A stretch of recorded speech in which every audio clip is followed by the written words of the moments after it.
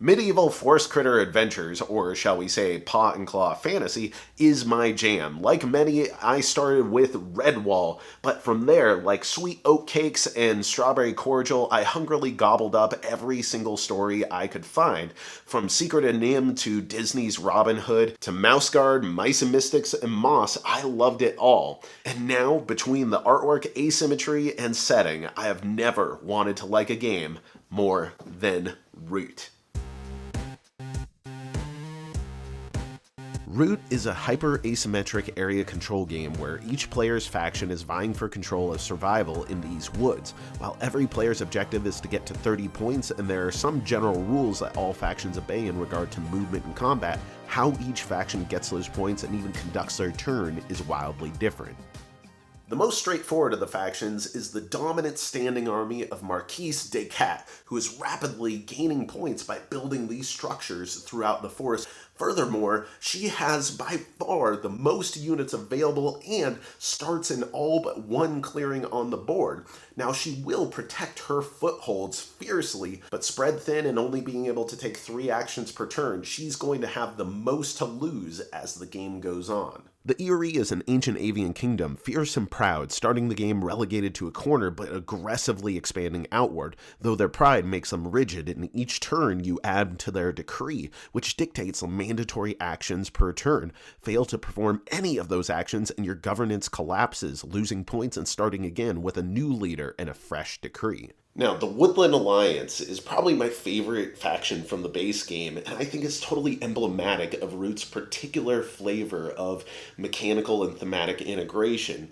See, with no pieces actually starting on the board, they use their supporters gained from a variety of means in order to put out these sympathy tokens, which create little woodland revolutions, exploding the spot, destroying enemy pieces, putting out base tokens, which then create soldiers on the board and officers that go on your tableau, which dictate how many military actions that you can take per turn. But as with everything in Root, you must strike a balance because the officers come from the same pool as your soldiers, and you may find that, yeah, actions are great, but you may not have enough soldiers on the board to do anything with. Last is the Vagabond, who is unique among the remaining factions. The Vagabond is the hero, or scoundrel, or roaming wanderer, taking a different role card per game. They are one single unit who can occupy both clearings and neighboring forests, accruing equipment which are used to perform various actions and complete quests.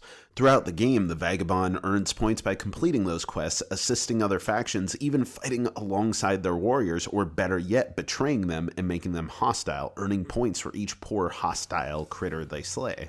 So as you can tell, this is an incredibly thematic game, one that was meticulously crafted to marry the mechanical functions of each of these different factions to match their seat of power in the story. The world feels like it predates the individual session where the invading army of the Marquise drove back the Eyrie, where the duplicitous Vagabond is playing both sides and the Woodland Alliance is meeting in secret tunnels plotting their eventual uprising.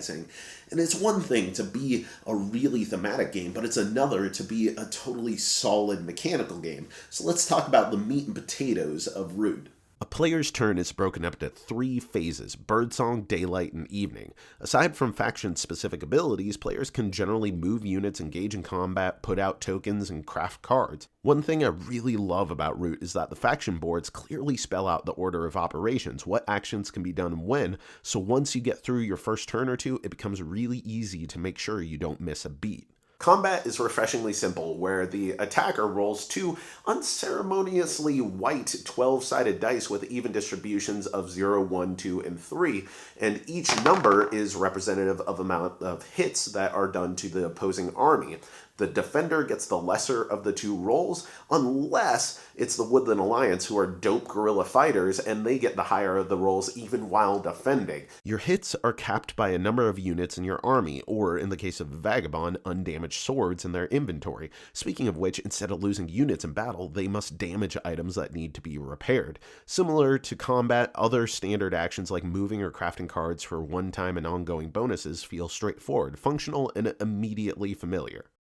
Okay, so the thing with this game that everyone's going to be talking about is the asymmetry, which is understandable, but I really want to emphasize that once you get beyond the initial density of learning your faction, there's a really tight, easy to follow area control game that, with some smart efficiencies and abstractions like the attacker rolling both attack dice and damage happening just like that take that elements of the game feel more manageable than mean. But of course, what makes this game shine is that asymmetry, the weirdness of it all. And the four factions in the base game all have wildly different orders of operation, different limitations on actions, different strategies that develop, curves, ways of interacting with the board.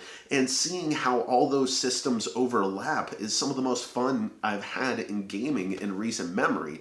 But that really gets to what makes this game fun and maybe what doesn't. Root sits in a weird place. It is more complex to learn than your typical area control game, but it is not a complex strategy game by any means. Don't get me wrong, Root is a blast and better players will win, but it's more like a wind-up toy, witnessing how different players with different factions are going to end up overlapping. But the number of possible strategies that each faction has against the other is kind of limited. Yes, you will be making choices, and yes, those choices will have meaning, but in general, the arc of each faction will begin feeling pretty familiar as you become more acquainted with the game.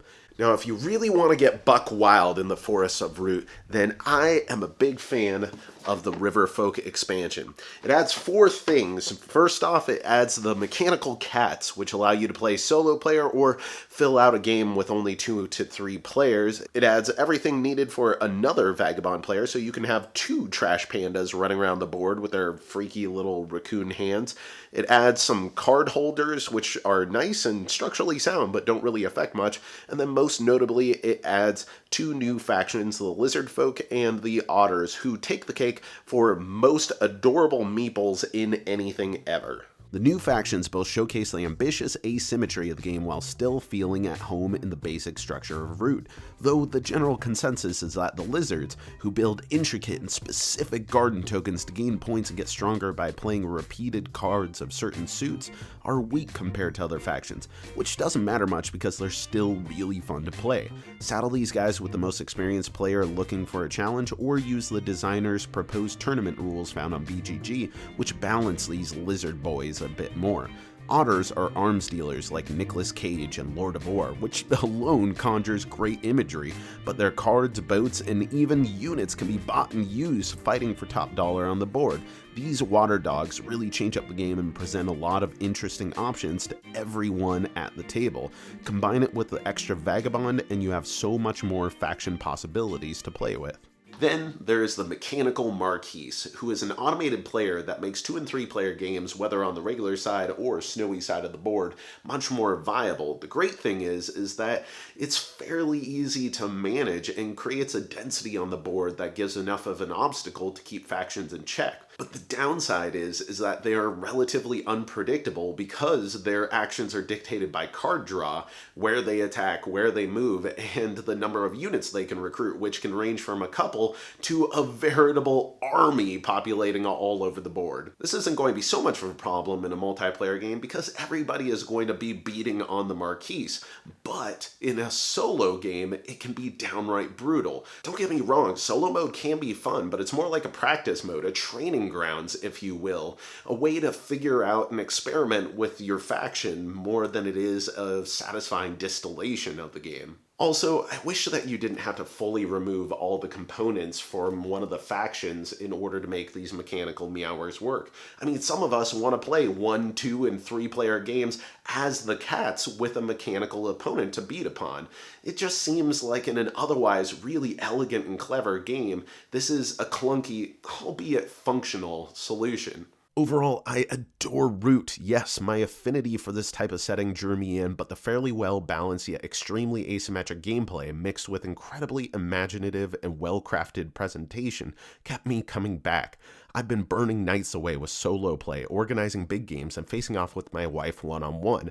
While it may get a little unstable as you change up parameters with factions and player counts, the variety of overlapping systems is a huge part of the charm, and it always comes back to the relatively narrow and strategic bones underneath.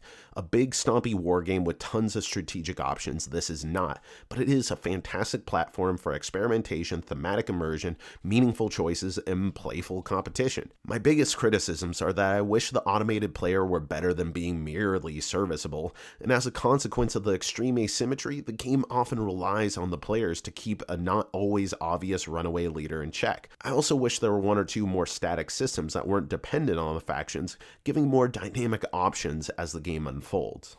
The last thing I want to mention is that there is a fantastic tutorial system that handholds your first couple of turns in this game. While my group was a little bit anxious about having to learn something that had so much information by the end of those first couple of turns, and certainly by the end of the first game, we felt like we had a full, confident understanding of the basic rules and structure of the game, as well as a working understanding of all the different factions, even the ones that we didn't play. This is not a perfect game. It can be janky, unpredictable, and requires a certain dedication to even learn the game, but through the designer's skillful pairings of mechanics and theme and the incredible visuals and presentation of the masterful Kyle Ferrin, Root and its inhabitants come to life in a game that is inviting, imaginative, resonant, and fun. Even in spite of a board that took 2 days under 16 pounds to finally lay flat, Root is without a doubt one of my favorite games of the year. Thanks for watching. I've been Jack for the Cardboard Herald. If you enjoyed this video, we have all kinds of other reviews, interviews, and recommendations via writing, podcasts, and video here on our channel and website cardboardherald.com. Our content is audience supported, so if you want to show your support, please visit our Patreon. Thank you so much for watching. This has been the Cardboard Herald.